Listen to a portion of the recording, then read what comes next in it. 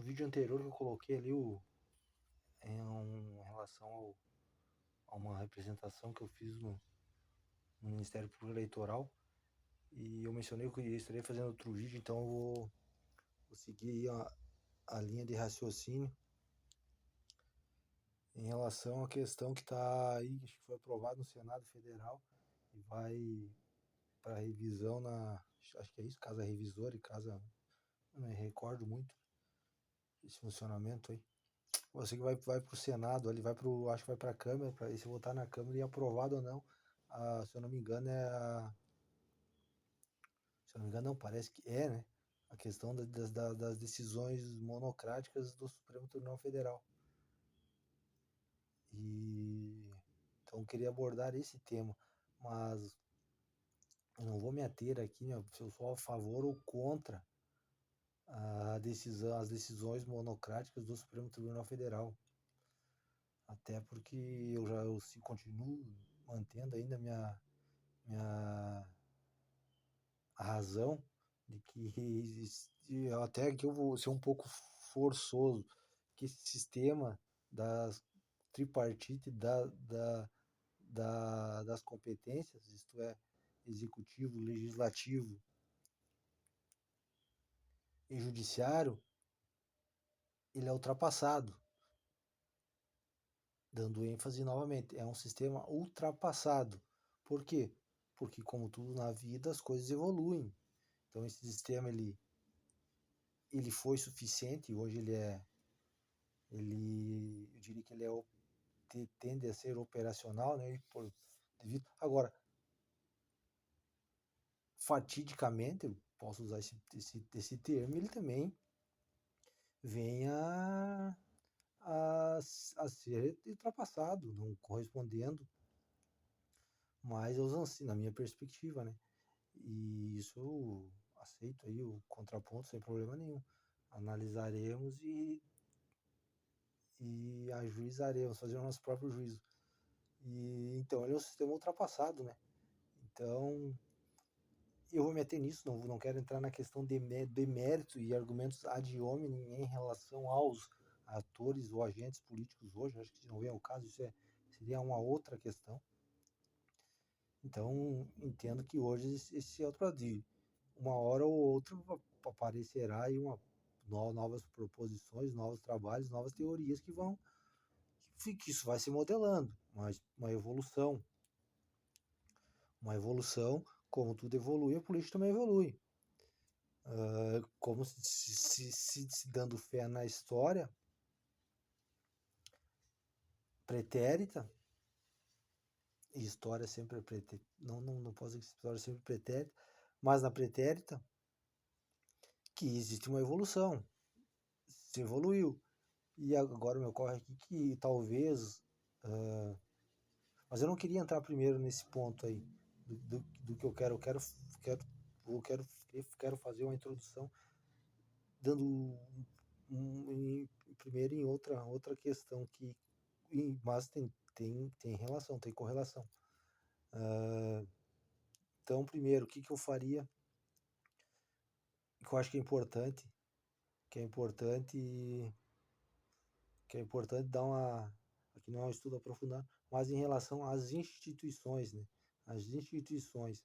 E isso pode ser trabalho aí de outros temas, de mais aprofundado, por exemplo, trabalho de pesquisa, né? De aprofundado, e depois se chegar a uma conclusão mais assertiva. Mas eu falo em relação às instituições, né?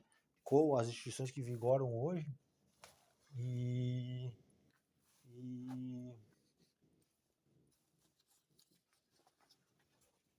não sei se eu posso falar, né, da necessidade ou da utilidade das instituições. Então, eu queria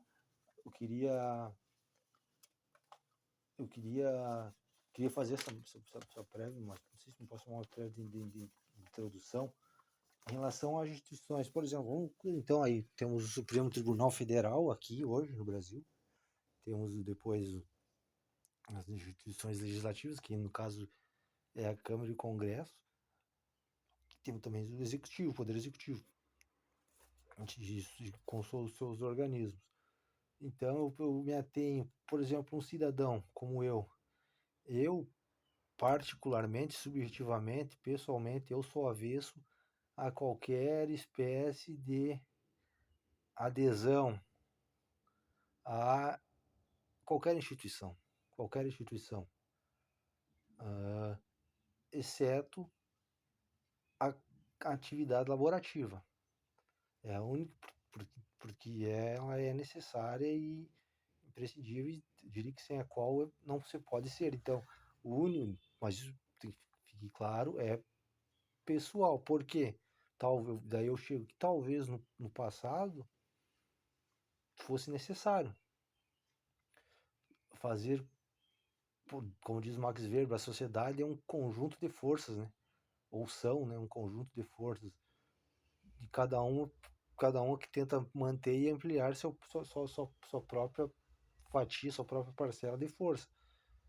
E isso, pensando no passado, seria plausível, até pela sua própria sobrevivência. Mas hoje, por isso que eu falo que existe, até na política existe uma evolução.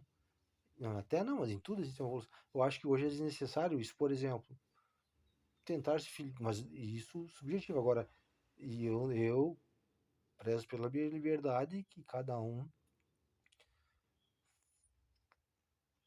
de acordo com as suas intenções, suas concepções, seus instintos, sua racionalidade, faça o que bem entender. Mas eu, mais uma vez, que eu sou avesso a qualquer tipo de filiação, até mesmo partido político. Acho desnecessário e também entendo que deveria existir no Brasil a possibilidade de candidatura a cargo eletivo sem filiação partidária. Isso qualquer um sabe que é vedado na Constituição Federal do Brasil. Agora, isso é um exemplo é um exemplo que eu dou de que agora eu vou citar Thomas Hobbes, né? Thomas Hobbes, não que eu concordo com Thomas Hobbes, e na verdade minha concepção filosófica sobre trabalhos teóricos, trabalhos acadêmicos, doutrinas, é que é que citando o próprio Thomas Hobbes, todos os trabalhos acadêmicos se encontrará ali alguma verdade. E isso até usando um subjetivismo ou um relativismo daquele que lê a obra ou daquele que estuda a obra. Para ele, certamente, ele encontrará coisas positivas e coisas negativas. Isso na minha perspectiva, na minha visão. Uh, qualquer obra, talvez eu cite exemplos, eu posso estar dizendo o próprio Thomas Hobbes. O Thomas Hobbes ele tem muitas verdades que se encontram nele ali. Mas tem coisas negativas, por exemplo, o absolutismo. Mas talvez, ou isso se eu pensando hoje, né? Mas talvez para aquela época, mas naquela época também existiam outras possibilidades, que outros pensadores também, talvez na mesma época ali, já manifestavam. Então, é um exemplo. Ou qual um exemplo? Alfred Marshall. Aí vou dar um exemplo. Alfred Marshall. Que me ocorre agora. Alfred Marshall, por exemplo, é considerado um economista aí bem conceituado, e até eu não tenho um estudo sobre ele, mas, por exemplo, ele era contra o voto das mulheres. Só um exemplo. Só um exemplo. Então, é, são coisas positivas e coisas negativas. O que eu para mim, como procedimento, é tentar colher aquilo que. Sempre tentar colher aquilo que eu entendo razoável, produtivo, verdadeiro em cada autor, agregar e o resto discutir, né? Questionar, melhorar, não tentar aprimorar, não tentar e descartar, né? Descartar o que eu entendo que não seja razão. Então, a minha teoria é assim, todos aí os grandes expoentes do conhecimento histórico e universal do mundo, salvo-se algumas outras ali, que daí também eu ignoro muita coisa, mas até onde a minha capacidade permite, eu entendo que vai se encontrar coisas positivas e coisas negativas, né? Algumas mais positivas, tudo bem, é só para um exemplo. E, e eu fugi. perdi o fio da meada. Mas eu falava das instituições, da minha adesão às instituições, então eu entendo que hoje é desnecessário a adesão à religião, a sindicato, a sociedades secretas, por exemplo. Acho que isso hoje é algo que é fora de tempo. Né? É algo, tem uma palavra aí que eu sempre me esqueço, que ela é algo que já é ultrapassado, não há mais necessidade.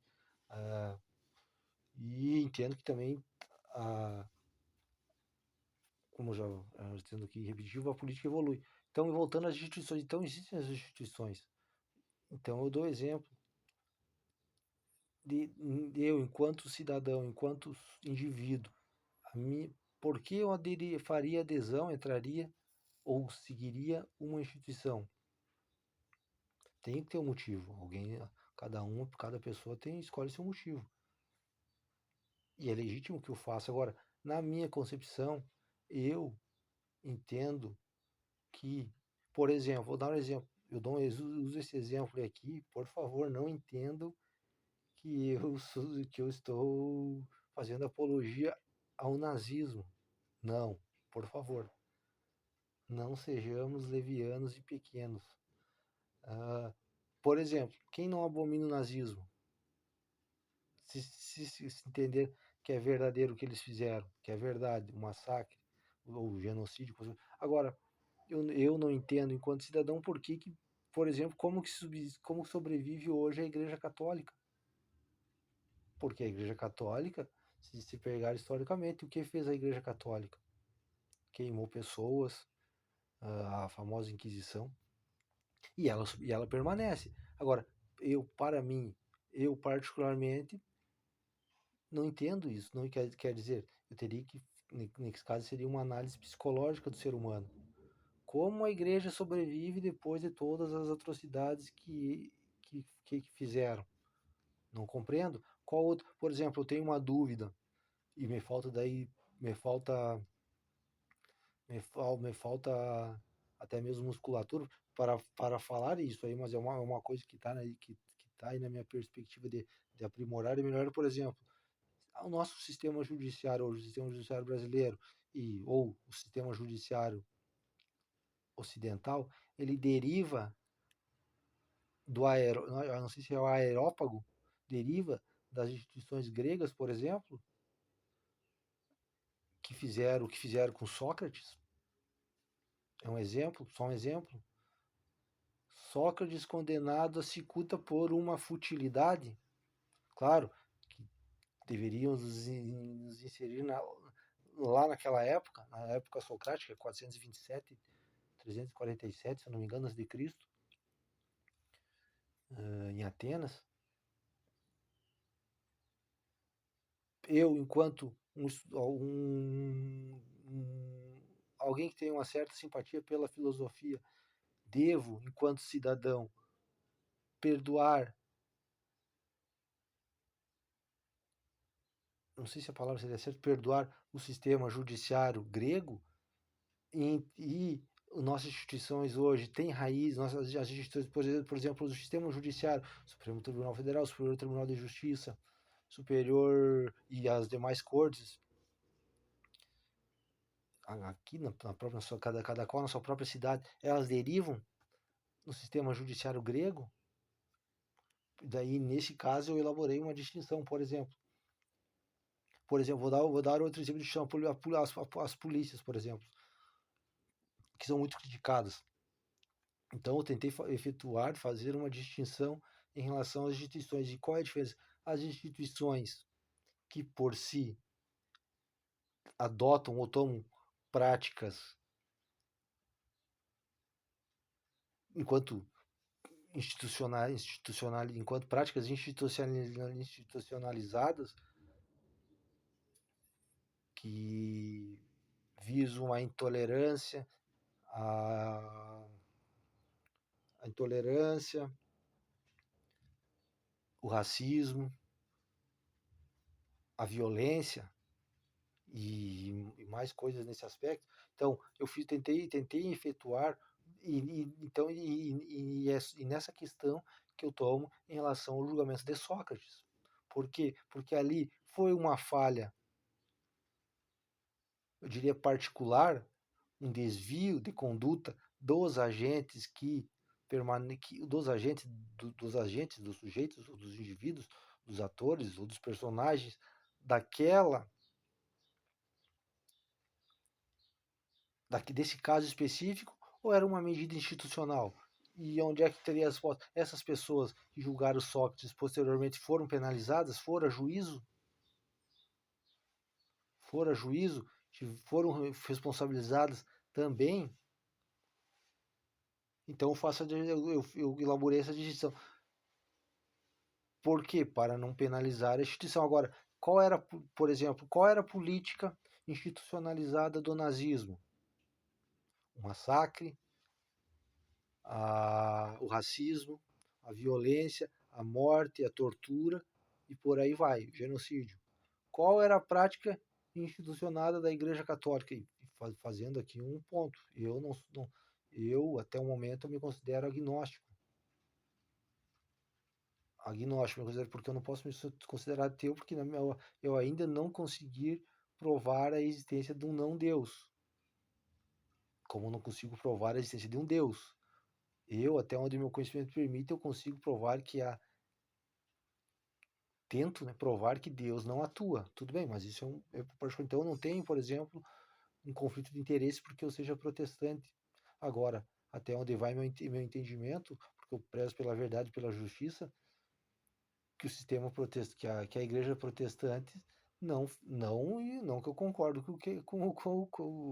com as ramificações do que aconteceram e o que vem acontecendo hoje, por exemplo. Isso seria outro aspecto, quando eu falo da revolta protestante de Lutero. Até onde eu sei, não havia ou não houve políticas institucionalizadas desse gênero, de racismo, preconceito, violência, tortura e morte. Até onde eu sei, não. Posso estar enganado, não tem problema, posso me corrigir a qualquer momento. E isso é o que eu prezo para mim, sempre procurar melhorar e me corrigir. Agora, volto. Qual as práticas institucionalizadas do nazismo, por exemplo? Morte, tortura,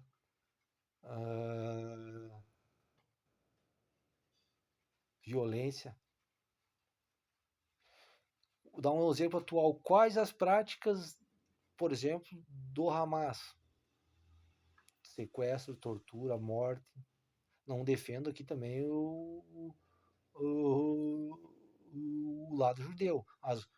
O modus operandi é diferente, então eu fiz essa distinção. Agora eu volto. Qual eram as práticas institucionalizadas da Igreja Católica? Eu quero dizer que isso não foram desvios individuais ou condutas individuais que posteriormente são penalizadas, punidas, às vezes, geralmente pelas próprias instituições.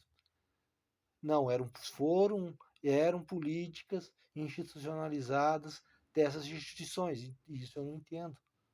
Por exemplo, hoje, em relação principalmente à Igreja Católica, parece que tiveram uma espécie de um perdão e todo mundo esqueceu que foi tudo bem. Agora, volto hoje, por exemplo, daí eu penso hoje nas instituições políticas,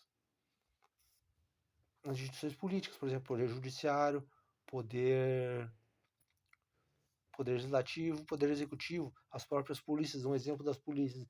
Então, para mim conceitar, por exemplo, aí não vou falar em mas a efetividade ou a utilidade de uma polícia militar, por exemplo, hoje. Falo polícia militar porque existe até todos sabem da discussão que existe em relação à polícia militar. Então, eu fiz essa distinção porque as polícias militares, por exemplo, ou as forças de segurança, elas têm enquanto institucionalidade a prática do racismo, a prática da violência, a prática da tortura? Não. Acontecem esses fatos, sim, mas são condutas marginais que acontecem por agentes que violam a própria lei dessas próprias instituições e, tecnicamente, são ou deveriam ser punidos. Então, eu fiz essa distinção entre as instituições. o próprio sistema judiciário, ele entra nesse quesito. É uma instituição que institucionalmente ela prega a violência, a inverdade, o racismo, a intolerância? Não. Acontecem esses fatos, sim, mas são desvios individuais e que a lei visa penar. O mesmo serve para as instituições políticas, o Congresso Legislativo. Então, eu acho que essas instituições ainda conseguem salvar-se. Veja bem o que eu digo. Salvar-se. Porque, particularmente, eu não tenho o dom do perdão. Então, elas ainda conseguem permanecer e sobreviver. Eu queria fazer essa. Então, eu fiz aqui a diferença, aqui eu até escrevi, né? A diferença consiste em práticas institucionais e nas práticas individualizadas de cada integrante dessas organizações, as quais são consideradas delituosas por suas próprias instituições, pelos seus próprios cânones legais, eu diria. Então, faça essa distinção. E isso para começar a minha análise em relação à a legitimidade, a finalidade, o objetivo e a utilidade dessas instituições no contexto atual, no contexto em que eu vivo, no meu tempo. Então, primeiro eu começo por essa análise. Então, eu penso, tudo bem, as instituições políticas. Então já dá para você ter uma noção, por exemplo, as instituições policiais hoje. Tudo bem? Todas as cometem, até mesmo história, elas cometem erros, mas é prática institucional da instituição? Não. São desvios de conduta. Poder Judiciário, a mesma coisa. Eram práticas institucionais, é prática institucional do Poder Judiciário essas questões?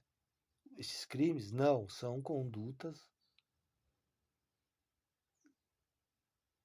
marginais de determinados agentes dessas instituições que visam penar essas próprias condutas. O poder legislativo, a mesma coisa. O poder executivo, mesma coisa. Então, elas ainda sobrevivem. Elas não podem ser penalizadas, na minha visão, até que se prove o contrário. Agora, nazismo, não. Eram práticas institucionalizadas. Igreja Católica, na minha perspectiva, eram práticas individualizadas de agentes públicos que foram penalizados? Não, não eram. A prática da Inquisição foi algo institucional. E como você pode aceitar isso? Eu não aceito, individualmente, mas tudo bem. Então, aqui segue a questão que, para mim, identificar, por exemplo, o mérito e a honra, por exemplo, do poder judiciário, eu volto à questão de Sócrates. Essas instituições hoje, elas derivam lá do julgamento de Sócrates? Tudo bem, podemos questionar. Foi verdadeiro o julgamento de Sócrates? É questionável, não há problema algum quanto a isso. Agora, era aquilo no julgamento de Sócrates foi uma prática institucional ou foi um desvio de conduta do poder legitimado a emitir aquele parecer, fazer aquele julgamento? Então, o Poder Judiciário tem e isso cabe aos estudiosos, até mesmo os estudiosos do Poder Judiciário podem estar me esclarecendo isso, não tem problema algum, tudo bem. Então, só faço o que eu queria fazer, essa breve introdução, para esclarecer isso e do meu modus operandi, né? O modus operandi. Então, acho que isso. Então, eu falo que hoje, ainda, na minha visão, você pode tentar trabalhar e aceitar, por exemplo, as instituições políticas, Congresso,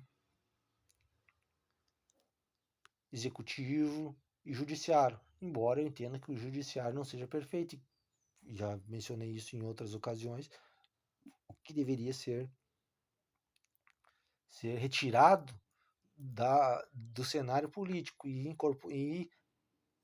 ficando restritamente a questões técnicas e sendo fiscalizado, e daí é outro processo, tendo um contrapeso, político, mas na fiscalização. Acho que isso é razão. Agora, hoje, não há dúvida nós, por exemplo, no Brasil, a nossa Corte Superior ela é política. Não há dúvida nenhuma. E é o sistema que está aí. Então, até mesmo é impossível se penalizar os atores, os personagens, os agentes dessas instituições, porque eles estão inseridos nesse contexto, então fica difícil. Então, precisa uma mudança de paradigma, uma mudança no modelo. Então ficaria o poder legislativo político, talvez o poder executivo político e uma instituição judiciária técnica. Mas ainda entendo que se pode caminhar com essas instituições. Tudo bem, então esse é o primeiro ponto que eu queria abordar e também pode ser aprofundado sem problema algum. Então eu entro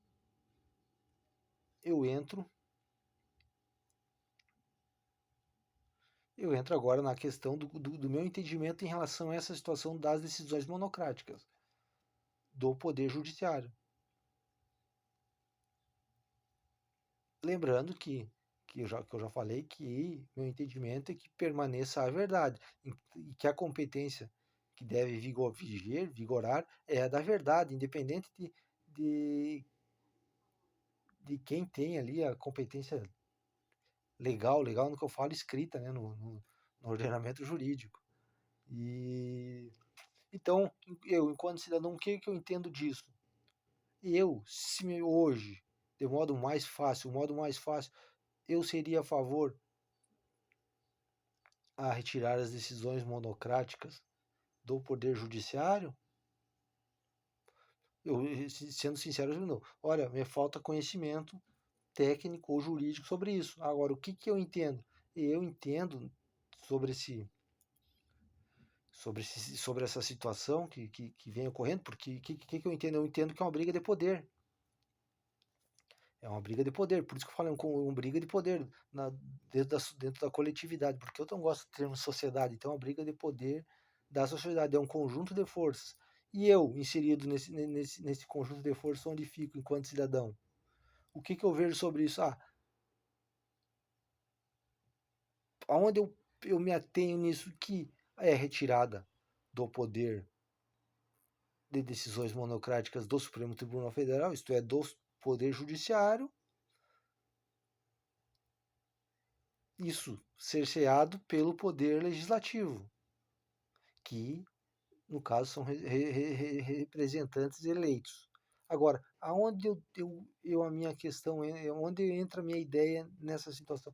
Dessa situação que se tira poder do sistema judiciário, do Supremo Tribunal Federal, mas se coloca poder, se transfere o poder para o sistema legislativo, que é pulverizado, portanto, muito lento, lerdo, e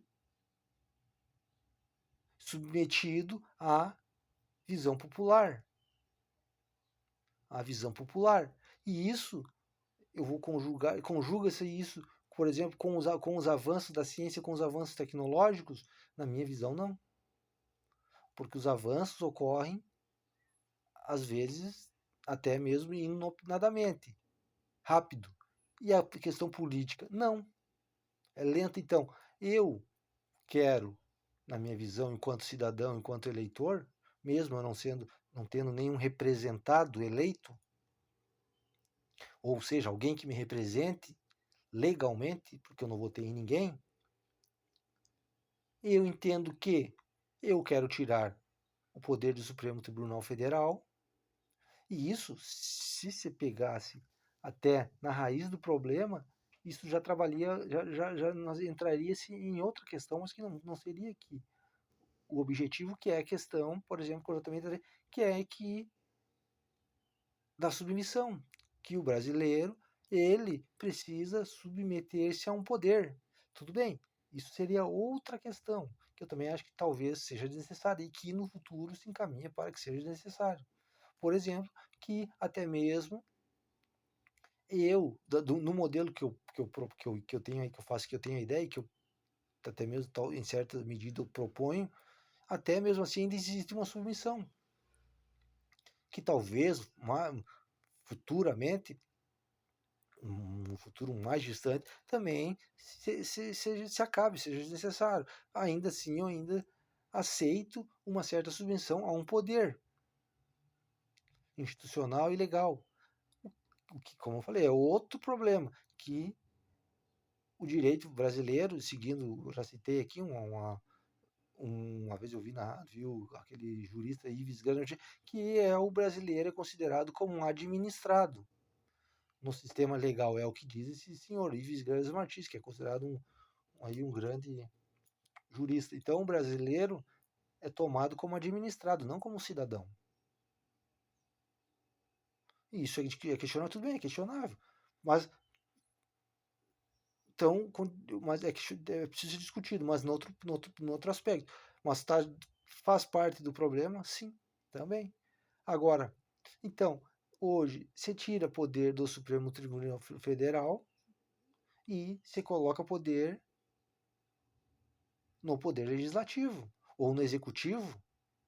Você tira do executivo, você coloca no poder judiciário. Você tira do executivo, você coloca no legislativo. Você tira do legislativo, você transfere a uma transferência de poder.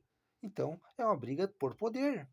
E esse poder porque é para decidir sobre a minha vida, é para decidir sobre a vida de todo mundo. Eu digo que é para decidir prejudicar a vida. Não se trata disso. Agora, nesse ponto entra outra questão. Eu preciso que um poder decida por mim? Eu? Eu não. Estou falando nesse caso na primeira vez. Eu preciso que o legislativo decida por mim? Eu, Maurício Soares Graminho, não. Eu, Maurício Soares Graminho, preciso que o poder judiciário decida por mim? Não. Eu, Maurício Soares Graminho, preciso que o poder executivo decida por mim? Não. Olha, quem me escuta, se alguém escuta, tem que fazer essa própria pergunta. Eu não posso responder. Eu respondo por mim e os outros respondem por eles próprios. Agora, por mim não, porque daí eu entro numa questão, porque eu entendo que essas pessoas que estão lá, elas não, não, elas não possuem nenhum conhecimento superior ao meu, que determine ou que demonstre que eu preciso me submeter ou delegar as decisões minhas para eles, que eles possam decidir para mim. Para mim, não.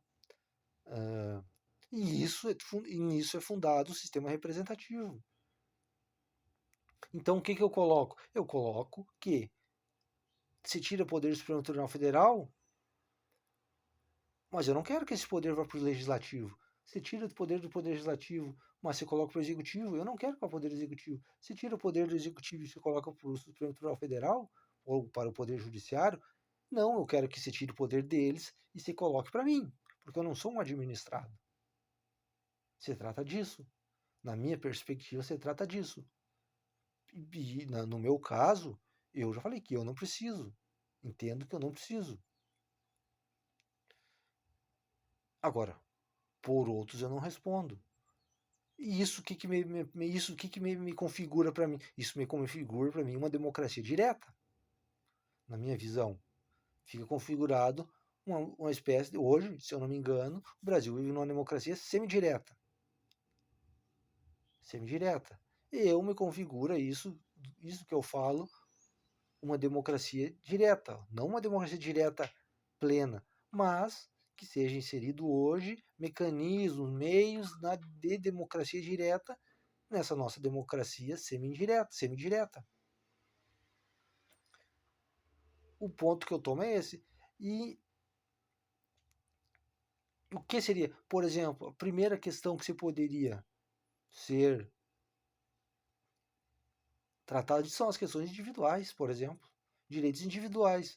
E isso me parece até cômico, de tão flagrante que é. Precisa outra pessoa decidir sobre questões individuais para mim, por exemplo, sobre o casamento homoafetivo. Só um exemplo. Só um exemplo. Sobre o casamento. Olha, eu não tô dizendo que é o meu. Só um exemplo. Eu falo porque isso hoje, até se eu não me engano, não sei o que aconteceu até um ponto atrás, precisava estar sendo discutido isso. Se a lei brasileira permitiria o casamento, se a lei brasileira não. Mais um ponto. Se esses representantes, se Senado, se Câmara dos Deputados, se Executivo e se Poder Judiciário aceitariam o casamento homoafetivo ou não. E o que isso me configura um absurdo. Um absurdo. Um cidadão brasileiro, uma pessoa que vive nesse território, nesse pedaço de território chamado Brasil,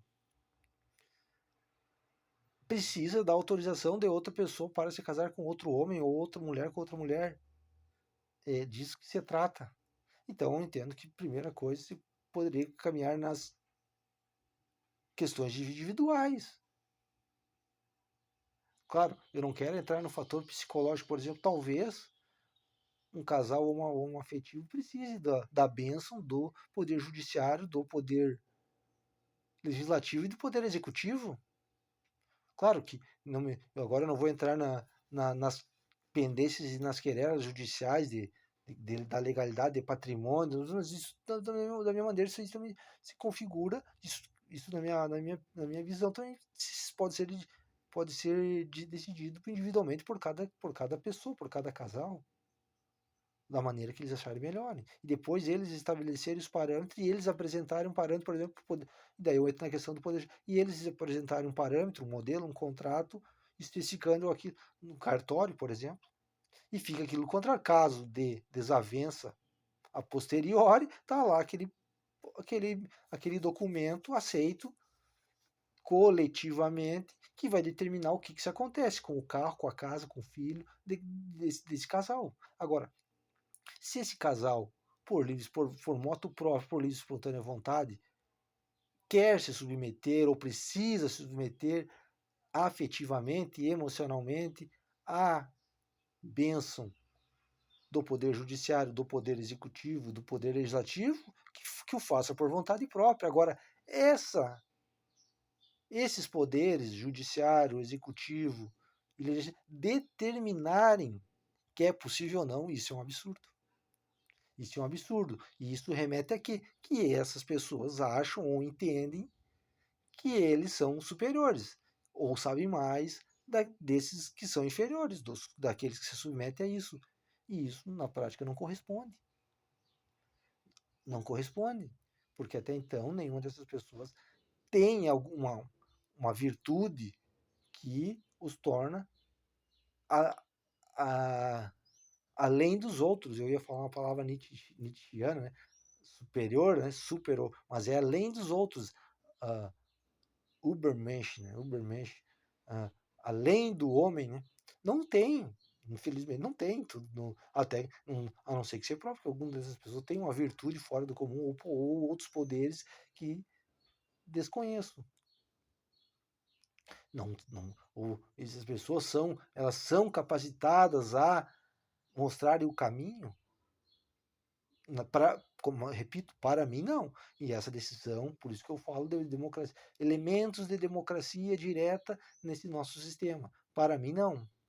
Por exemplo, algo que aconteceu um tempo atrás e eu gostaria de decidir, em vez de que a Câmara e o Poder Legislativo ou qualquer outro poder, a questão do fundo eleitoral. Eu entendo que eu gostaria de votar e dizer que eu aceito aquela quantia para o fundo eleitoral ou não. Um exemplo, eu, enquanto indivíduo, eu quero decidir se eu posso fumar cigarro, fumar cannabis sativa ou beber. E eu, enquanto cidadão, indivíduo, ser pensante, dono das minhas faculdades mentais, eu acho um absurdo que uma pessoa empossada, que estudou, se condicionou a exercer aquele caso, seguiu aqueles parâmetros, porque eu segui outros parâmetros.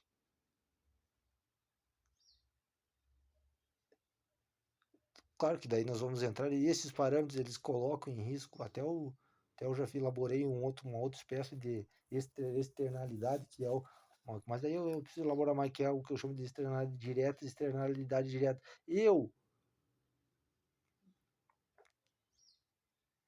acarreto externalidade direta ou indireta à coletividade como um todo. Tudo bem, isso é outro aspecto, isso é você trabalhar. Mas então eu entendo que eu acho um absurdo. Eu acho um absurdo, porque alguém precisa decidir isso por mim ou eu sou capacitado a decidir isso por mim mesmo? Eu me julgo capacitado a decidir por mim mesmo. Agora, por você, por ele, por eles, por elas, eu não posso, cada um que faça isso. Agora, então, e aonde que eu entro hoje nessa questão? Me parece hoje que o Poder Judiciário, ele, tecnicamente, e eu não digo que é uma maravilha. Tenho críticas também, até questões aí que acontecem na mais alto, mas é outro problema. Eu falo enquanto institucionalidade. Eu, enquanto cidadão, eu quero, em vez de que se reduza a possibilidade de um juiz, seja de primeiro grau, de segundo grau, de terceiro grau, de quarto grau, decidir por uma questão impetrada individualmente por mim, não, eu quero que se aumente isso. Porque eu quero peticionar o maior número possível daquilo que eu conseguir, dentro do meu entendimento de certo e errado. Eu quero isso, em vez de que se reduza a possibilidade. Por quê? Porque eu já expliquei. Porque o sistema político é muito lento. E eu não posso esperar 2, 3, 4 anos para 5, 8, 12, 15, 20, 30 para garantir um direito individual meu, que, eu, que é líquido e certo, ajuizado por mim mesmo. Porque eu não preciso do juízo do outro. Então eu não quero, eu quero uma instituição. Agora, eu não sei se no sistema inglês isso é possível, peticionar um direito individual ou fundamental para o próprio poder legislativo, e eu, nesse caso, falo que, não me, que em essência, pouco me importaria se eu entraria com pedido no executivo, no judiciário ou no legislativo, não me faz diferença. Mas hoje, o meio apropriado me parece que é o poder judiciário. Então, em vez de reduzir esse poder, eu quero que aumente. Em relação ao Supremo Tribunal Federal, por exemplo, eles querem tirar, por exemplo, hoje no Supremo Tribunal podem peticionar partidos políticos, acho que Senado sindicato, confederação sindical, partidos políticos. Eu quero eu mesmo poder peticionar no Poder Judiciário contra quem for. Isso. Agora, ou de repente eu peticionar até no Executivo ou na Câmara, não me faz diferença, mas hoje o poder que até então aceita isso, nesse caso, na primeira instância,